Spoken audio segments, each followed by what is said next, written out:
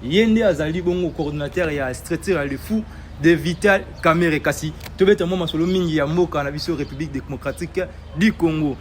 D'autres comme on a accord ezaki bongo signé na Washington entre ministre ya affaires étrangères congolaise pe homologue na o ya Rwanda. Kasi batu bazali koloba mingi bisika mususu yoka ke accord wana ezali avantagé pour na biso te eza bongo avantagé pour na mboka Washington pe ya Rwanda. Koto mususu tomoni nanga uti bongo kozwa acte par rapport à l'accord yango mais alobi ezana ba irrégularité ebele en tant que coordinateur to pe acteur politique pour na yo makanisi yo kopesa par rapport à l'accord wana. Merci Ndeko. Et là premièrement et là c'est important par rapport à l'accord signé na États-Unis sous médiation il y a américain accord ya paix soki to ko lobela biso Mboka ya Union pour la nation congolaise et ça d'abord démarche moko vraiment oyo to féliciter yango parce que to bundaka pona yango. Vous savez très bien notre leader, notre géniteur, l'honorable docteur Vital Kamerhe Ngomba ya Volcan, le pacificateur jusqu'au bout. Vi na ye na makila na ye. Et loko tambola na makila na ye zande paix. Donc, pour Nabiso, ezali ba accord moko démarche moko vraiment ya malam. Tozali ko soutenir pe ko appuyer yango. Mais pour na batu misusu, je crois que muto amoni que intérêt na eza kuna na katité a roloba toujours. Mais pour Nabiso ce qui muto alobi que eza avantage ya ba américain. Écoutez, un responsable ou un parent o azana bana na ina katanda. Bana baza ko bela tout moment baza ko kufa. Azo perdre bana. Il peut tout, un parent responsable. Il peut tout, je dis bien il peut tout pour sauver la vie de ses enfants. Il peut tout. Je dis bien, je pèse bien mes mots. Un responsable, un parent o azana bana na ndako eke bana baza ko bela épidémie to maladie continue kati ndako bana baza ko kufa.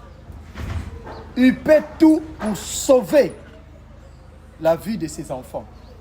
Donc accord oyo pona biso to pona nga un sucre ya mwana mboka l'honorable docteur Vital Kamerhe Ngomba ya Volcan, l'homme de la paix, disons l'ambassadeur de la paix pona biso soki ezali pour que peuple congolais, plus particulièrement bandeko bazana est, bazwa paix. Oyo to luki yango ba mbula ebele. En tout cas, ndenge Mobutu alobaka na ko signer accord même na Satan, na diable pour l'intégrité territoriale. C'est la même chose, on peut signer accord nyonso soki sengeli pona kimia ya Congo et que bana mboka bazana kimia combien de bandeko to kufi boni ya bana batikali ba orphelin mais soki sengeli to signer ba accord moko oyo ko sala ke kimia ekota. En tout cas pour na biso nous soutenons vraiment la démarche oyo pe accord oyo ba o ba lobi ke ba nanga azo nanga c'est qui nanga ngonde nani Yem tozali ko mouver mikolo. Non, Ndeko. Il faut pas, d'ailleurs, dans ma émission ya Boye, na kosunga bino ba journaliste. Parler de nanga na ba émission ya Boye, c'est kopesa lokola ozindoki, ozo pesa ozo so kombo ya ndoki, ozo citer yango. D'ailleurs, moi je condamne même des chrétiens. À chaque fois vous priez, Satané, démon, ndoki. Non, ozo pesa bango en pleurs. On ne peut pas citer le nom de si c'est Nangala, Nakata Biloko. N'accord oi. Nanga ya mwana mboka. Soit disant entre guillemets. Combien de connaît baso kufa? Lui il cherche le pouvoir, mais à son la terre avantage, dans sa vie à bandeko baso kufa. Ça ne nous concerne pas. asepela te soki esengeli mpona kimia na Congo bakosini accord oyo esengeli mpona kimia na Congo. En tout cas yango wana nde eloko tokoki koloba par rapport à ça. tomoni otani mingi kombo ya honorable président Vital Kamerhe na kati ya ba démarche. Mais soki nakotanga Vital Kamerhe na otanga nani? Parce que c'est lui mon président. Oloba eloko wana otanga siko natanga nani?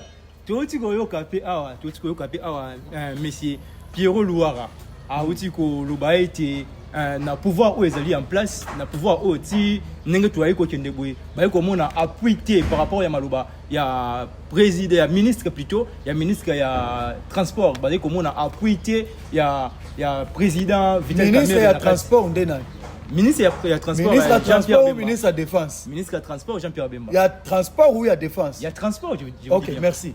Écoutez mon frère, nalingi siko na adressé message oyo premièrement na peuple congolais en général ainsi que na chef de l'État Mukwantombolo, président de la République Fachi en particulier. Mais Monsieur Bemba, Jean-Pierre Bemba Gombo. Si c'est Charman, je ne sais pas si vous avez un Charman ou non, Charman, je ne sais pas. Écoutez, lorsque vous avez que pouvoir oyo, Kamerhe azo mouye mayote na pouvoir oyo, même le chef de l'État tel qu'il est là, ayebi bien, bandeko, peuple congolais à la kazoba te, peuple congolais est imbécile te, peuple congolais, comme mouye mayo nini, oh Jean-Pierre Bemba zo mouye mayo, nanou ye moko Jean-Pierre Bemba. Qu'est-ce que Jean-Pierre Bemba donne dans ce pouvoir que Vital Kamerhe? Qu'est-ce que Jean-Pierre Bemba a si apesi na pouvoir oh, depuis le début jusqu'à ce jour que Vital Kamerhe? Non. Vous avez une sensibilisation, vous avez mobiliser. Quelle sensibilisation? À chaque fois, vous mobiliser nini? Bon, mobiliser na ye et sali nini? Ce qui est ça que démarche, il y a diplomatie au chef de l'État entamaki. Oh, président Kamerhe a appuyé aka, il y a un débat malelo pour la guerre. Si on démarche ya Bemba, n'est pas bandit. Président Kamerhe transport tantôt na défense. Et Pessimissonini, nous devons être sérieux, mes frères. Président Kamerhe peut-être avec mouillé maillot. Non, ndeko. La réaction à président Kamerhe. Écoute, ndeko nanga. Oyo bakufaka na est wana ce sont nos frères. Omani batu misusu esengeli balobaka ndengana parce que bango ba mesani ko liande komela makila ya batu. Osomon. Bango ba mesani ko lia pe komela makila ya batu. Mais Kamerhe vit na ye ezande paix. Kamerhe atambola na paix na diplomatie. Yango na lobby sensibilisation ou quoi? Oh ya zo pesa. Oh ya bando to moneka keso kina kisangani. Akeso ka bakosa ba mobilisation, ba sensibilisation. So yiba nini a osala wana. Qu'est-ce que ça donné? Qu'est-ce que ça donné? Mais le démarche que Vital Kamerhe oh azala kanango. Oh ye abanda yango depuis kala. Tolo belana ndeko. Lui ce monsieur là. Les ministres. Je m'en fiche. Je m'en fiche. Nga sa premier ministre té. Ministre, il y a Soumino.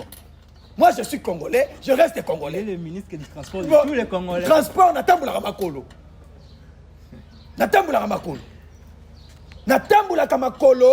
Donc, Etalinga ite, azala ya transport, azala ya tourisme, azala ya social. Nous sommes à social, social, ça okufa. Soka ya transport, ba Congolais va souffrir na transport. Donc, aza ministre ya transport, na mboka na ye. Na ye atambula na transport na ye à côté de cortège na ye wa ok. Donc la vie où et là on est professionnel là ministre ou quoi ça me concerne pas. Ce qui me préoccupe aujourd'hui c'est les démarches. Il y a paix. Oyo moi na mboka Vital Kamerhe bandi ko bunda pa akufela kayango. Démarche il y a paix. Il y a paix. Vital Kamerhe démarche il y a paix. Tout à fait. Ah. Pourquoi Babenga le pacificateur? Abotama na combat le pacificateur.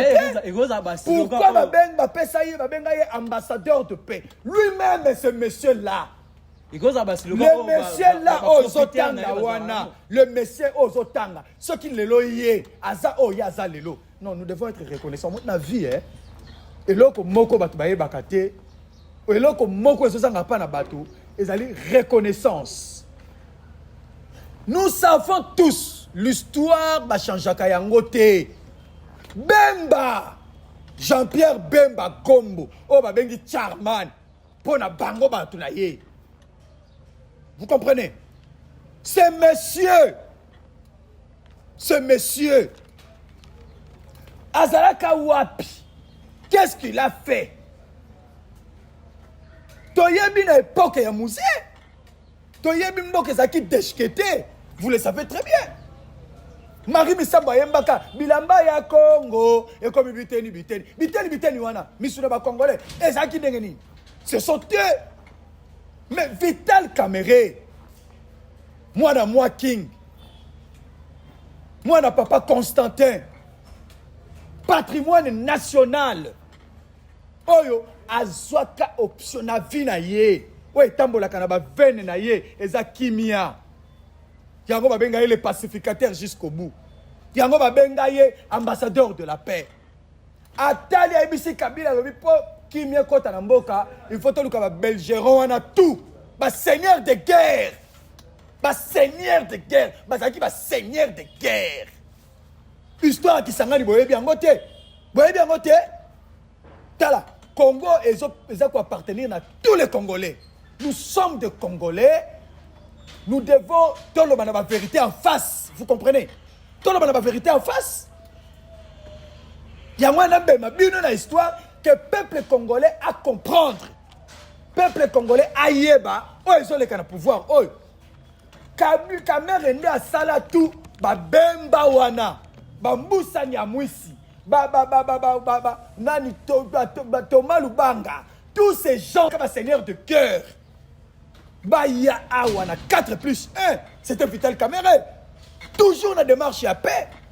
Quel intérêt avec Vital Caméré et Zakaka Kimia Mboka? Mboka na yende est préoccupé kaye.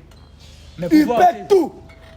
Pouvoir arrêter. Mais tu veux ce qu'est-ce qui prend le pouvoir. Ce qu'est-ce qui profiter par rapport à quoi? Il y a ligne Kozalaka bisika pouvoir. À Kozalaka bisika papa. Est-ce que je ne sais pas naïbité? Est-ce que vous êtes journaliste? Vous êtes dans Congo? Tu as dit wapi wana yeka de ba ko imposer awa. On va nous poser ba question on dirait même bosolo bati.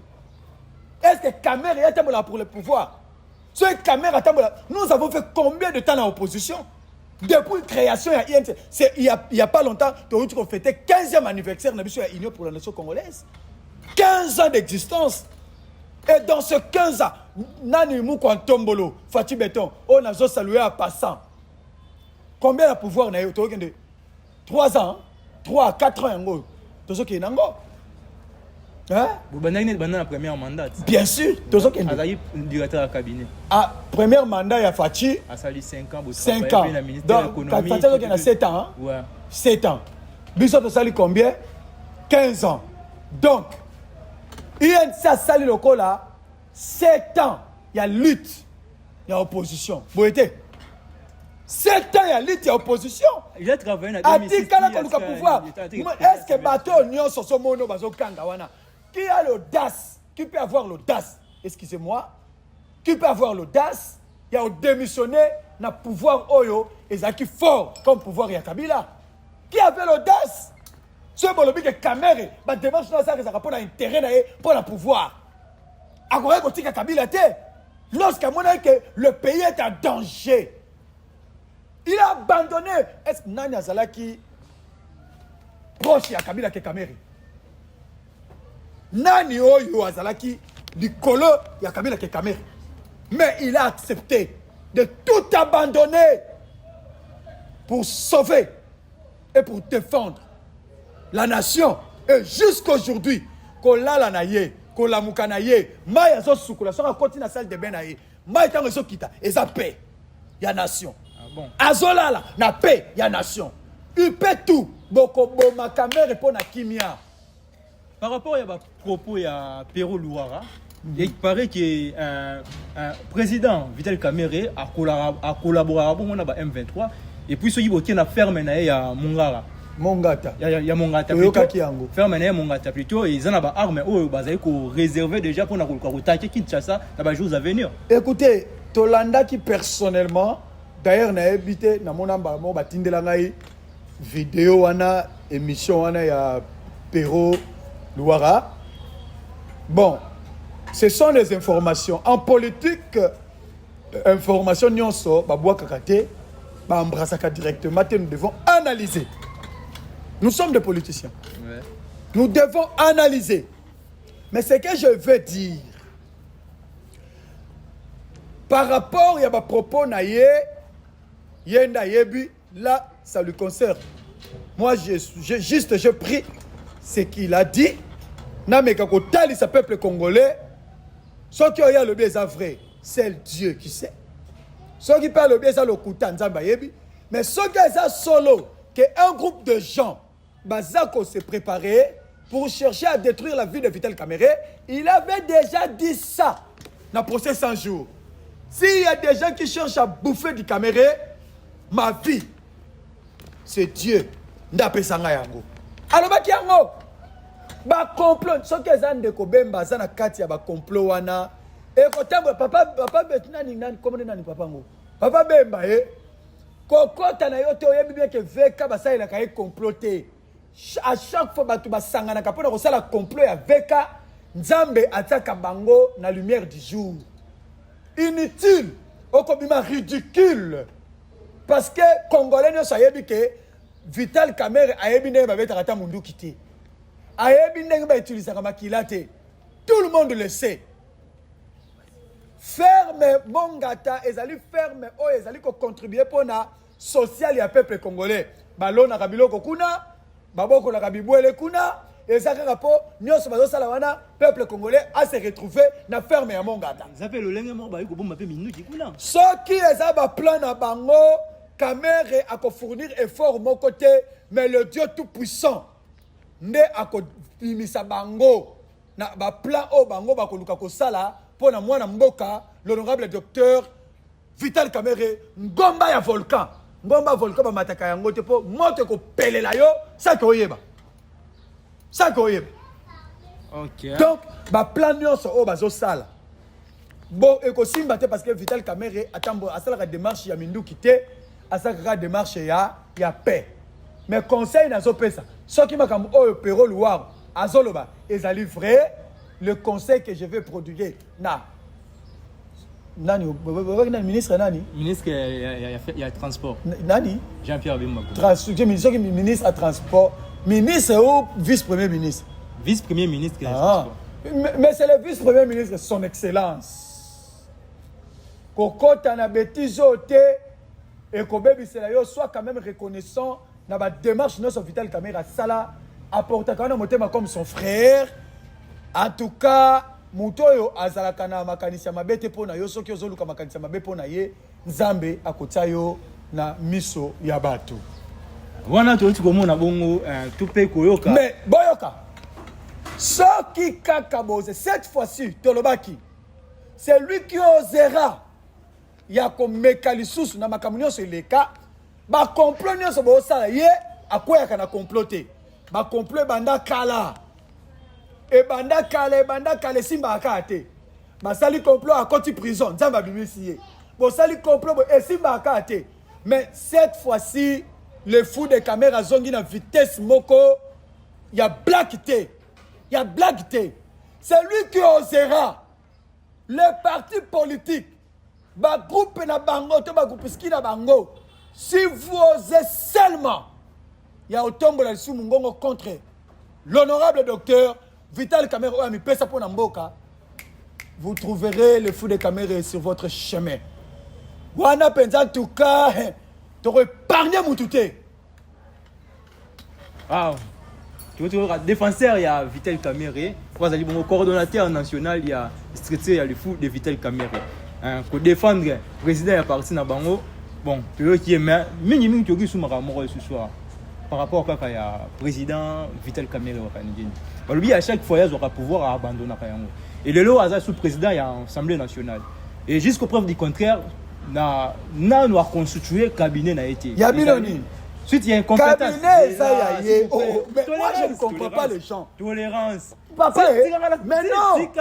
Cabinet, Zali, il y a Kamerhe. Il y a ça, la cabinet. Tu sais, compétence à caméra, il peut travailler seul, sans directeur à cabinet, sans quoi que ce soit. Il travaille pas à passer le meilleur de lui dans les nations. Non, ça vous concerne pas, mon frère. Ça vous concerne pas. Il y a bien à ça la cabinet soyo.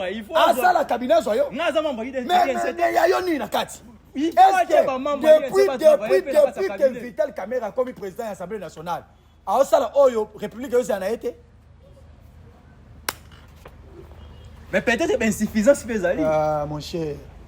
Bon, lingi ko luka makambo eska makambo. Alors par Musapi moko sukula longité, il faut za la mise. Musapi moko sukula longité ndenge nini loboko eza yanga.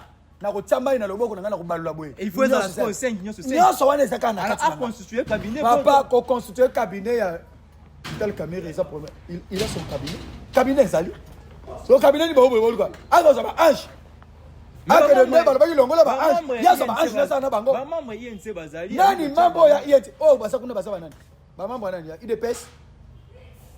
Ba sana na veka kuna basa nani? Na kata cabinet na. Mais papa, tozo ba kama cabinet. Cabinet tozo le bele cabinet onini. Si cabinet ya politique ya directeur cabinet ya Vital Kamerhe comme yo yebi. On a tout nu. Cabinet. Donc nous sommes censés que oyebi nyonso so le kakuna tangelanga banda koloba. Par rapport à l'information on a yebi ki azalité. Journaliste congolais aviva par rapport. Il y a bien information au Manazana. Descends là-bas. Yo c'est la ngana loba na yo. Na ba ni. Oh c'est information pas ngapa tango ke na mutu mususu. O bani ba biloko yo so pas les fous de caméra. Allez-y. Yo no so information na yo. Oh cabinet, ce qu'on se trouve dans la sous. Directeur cabinet na naïm so na ndeko. Étant que journaliste. Allez aux sources. Kendo luka ba information, oye ba directeur cabinet, oye ba nani le cabinet obika sana du cabinet na été. Bon que luka ba information. Nani a besoin information.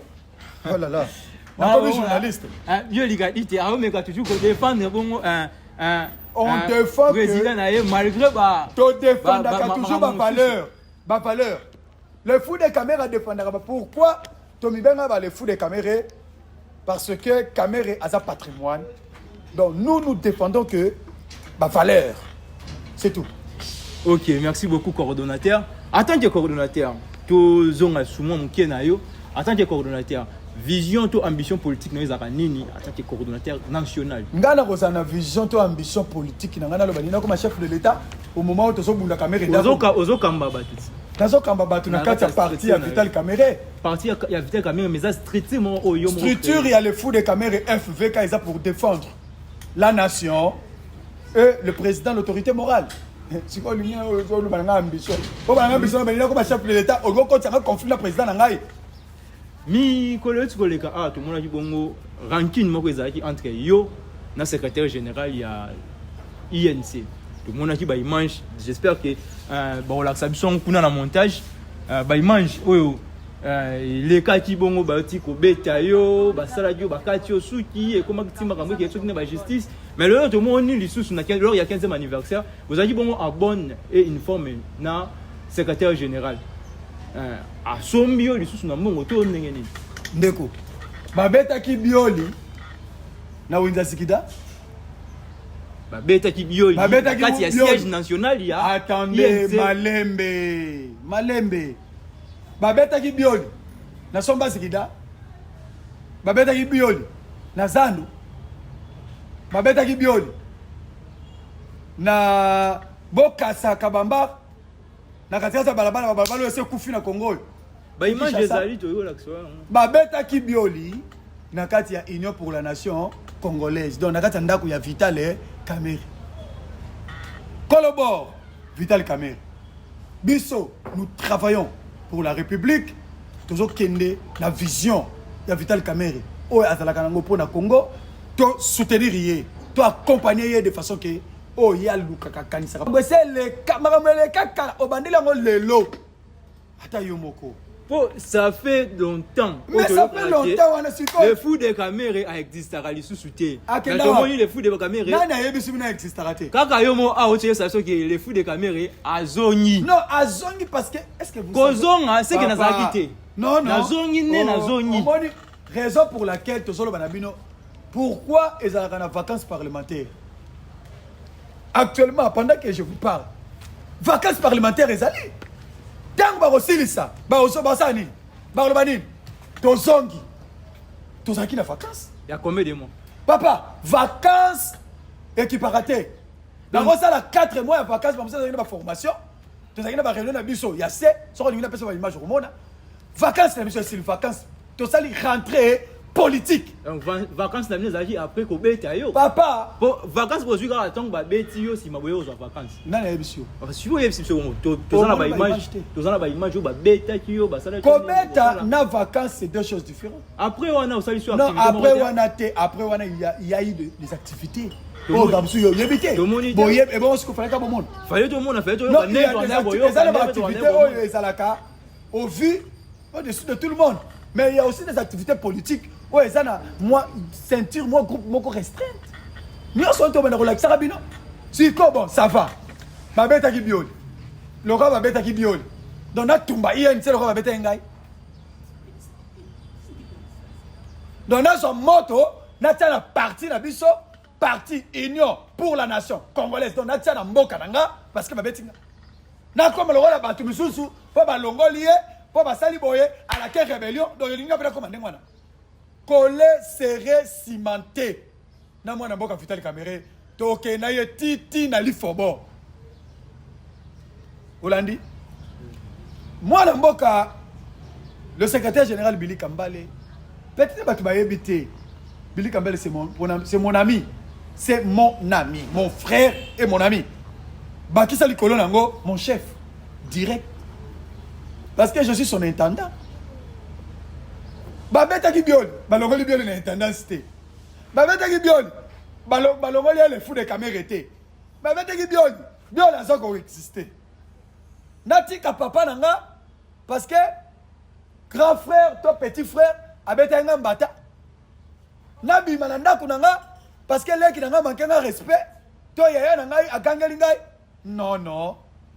Bissonios. Hey, moi Namboka, le secrétaire général 5 étoiles Billy Kambale, Célestin Bioli Kadité, le fou de Vital Kamerhe. Bissonios, c'est un cas qui a parti cher, il y a honorable docteur Vital Kamerhe. Ce qui bisoto pundi, papa lobby, bon tiens assez, moi la tika boy, moi la zong saboy, moi la zong saboy. Qu'est-ce que je vais faire? Je vais juste me soumettre na proposition tonale. Maloba ya papa nangai.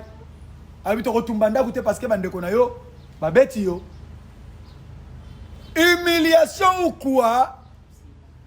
Bato ba ko humilio, mais c'est Dieu qui élève. C'est Dieu qui élève. Bozoloba je serai là et je vais continuer à travailler pour mon parti, pour ma nation, ainsi que pour mon président Vital Kamerhe. Je vais continuer à le défendre jusqu'au bout. Avec le général 5 étoiles, Billy Kambale, on a salué en passant. On n'a pas de problème. On n'a pas de problème. Célestin Bioli Kadité, c'est un grand mobilisateur, le seul. Et le grand mobilisateur de l'Union pour la nation congolaise, c'est moi. Le seul. Et le grand recruteur de l'Union pour la nation congolaise, c'est moi. Le seul et le grand défenseur valable de Vital Kamerhe, c'est moi. Après, si Malanga, du bosso Nanga Moutoumousou, Azate. Donc, INC Zali, Célestin Bioli Kadité. Merci beaucoup, coordonnateur Célestin Bioli Kadité. Na moni pe que ngonga e bani vraiment ko kende mingi ceux qui osent na maloba moko mi balito misatu ya ko adresser na population ba ko la. Maloba ya liboso ezali naza ko adresser yango na président de la République mwana mboka Antoine Félix Tshisekedi Tshilombo Mukwantombolo. Oyebi bien bateau lelo yo baza ko beta tolo. Bateau lelo bazo beta tolo balobi ke bangonde bazo mouye mayo na pouvoir oyo tout ce que baroy koloba wana. Vous le savez très bien. Kaka bateau nyonso bazo loba lelo, ce sont eux oh ba abandonna qui on à Genève. Oh tu étais un moins que rien pour eux. Que Oxa capable était à diriger la République démocratique du Congo. Tu n'es pas capable de comme chef de l'État. Tu n'es pas capable de la candidat unique. Il y a opposition, entre guillemets, entre parenthèses, la Mouka. Tu étais incapable. Mais le seul o atikalaki na yo acceptaki nos société mwana mboka ton ami ton frère Vital Kamerhe en dirait pe makambo ebele pendant tout ce temps ba insulte ba injure ba complot ba arrestation humiliation nyonso monsieur Vital a enduré biloko wana nyonso mais atikali ko abandonné ata mokolo moko te mais tous ces gens là oh bazolo ba ko Vital Kamerhe alobi Vital Kamerhe asongi ce sont des charlatans bato baye ba soutenaka nzete tango eza mukie pona mupepe ko kwea nzete soko se ekoli eboti mbuma yo soutenir yango nani parce que yango moko ekomi kokende na misisa na yango nde ezali ko ravitailler nzete po nzete bota mbuma so bino tango nzete ezalaki na muke bozalaki wapi bino nyonso bokendaki bao basutenaki Kabila Shadar bazali bao basutenaki Katumbi Fayulu bazali mais Vital Kamerhe il était resté seul je dis bien seul kino lelo azanan Vital azanan bokanisa te lokola boza pembe na faci bozo lobaka totikela bino pouvoir oyo tokenango tina lifobo so pe senga tokobetana na banzela ya pouvoir na biso boyaki nde faut se soumettre na oyo biso toloba. Voilà, merci. Tokomi bongo na suka ya présentation ya émission ya mokolo malelo soki bilili mona bongo malamu na banda ko abino esengi bopesa un grand merci na Josué Koko wazaki bongo na sima ya caméra ye ala moko oyo a filma bongo filme moko a filma bongo filme ya Yesu Christ tara na époque wana mais Josué Koko azala et puis ngai na bino tokuteli bongo na mikolo ezali koya merci.